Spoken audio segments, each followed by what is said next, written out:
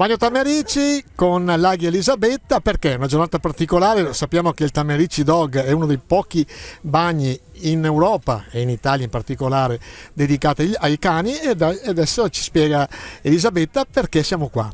Allora, salve a tutti, questa è innanzitutto una bellissima location.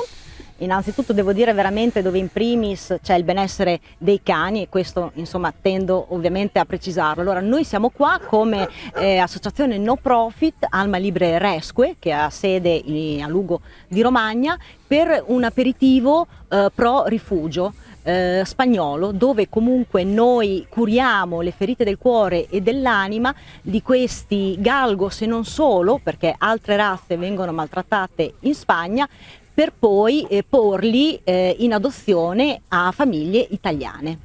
Ecco, come sta crescendo in Italia il rispetto per l'animale domestico?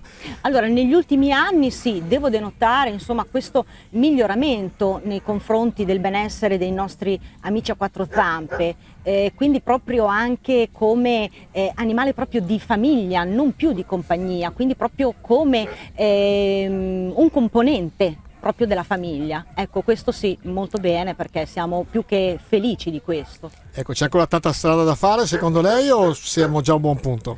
C'è ancora tanta strada da fare, soprattutto sull'abbandono anche durante il periodo estivo, perché comunque il cane diventa un di più, quindi ecco sì, su questo c'è molto da lavorare, da creare conoscenza e coscienza soprattutto su questo.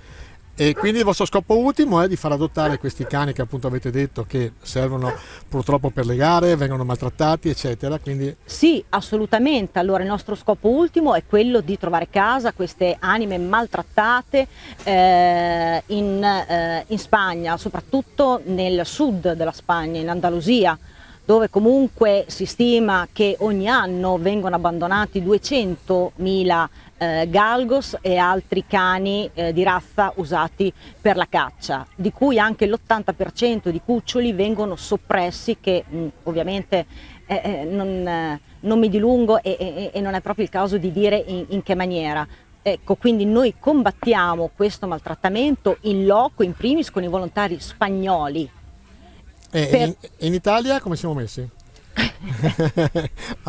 Allora, in Italia per quanto riguarda le adozioni c'è un grande riscontro, le persone iniziano ad avere una base di conoscenza su quello che avviene, perché poi questo è il nostro lavoro in Italia, proprio creare conoscenza e coscienza del maltrattamento che avviene in Spagna. Quindi ecco, la gente sì, devo denotare che le adozioni poi negli ultimi anni, a prescindere da tutte le associazioni che fanno volontariato per le creature spagnole, sono molto aumentate, quindi ecco, questo sì è una cosa molto, molto positiva, perché noi ci battiamo soprattutto per la conoscenza di quello che avviene, perché è inverosimile che in un paese europeo ancora possa usare l'animale da compagnia come invece animale da sfruttamento.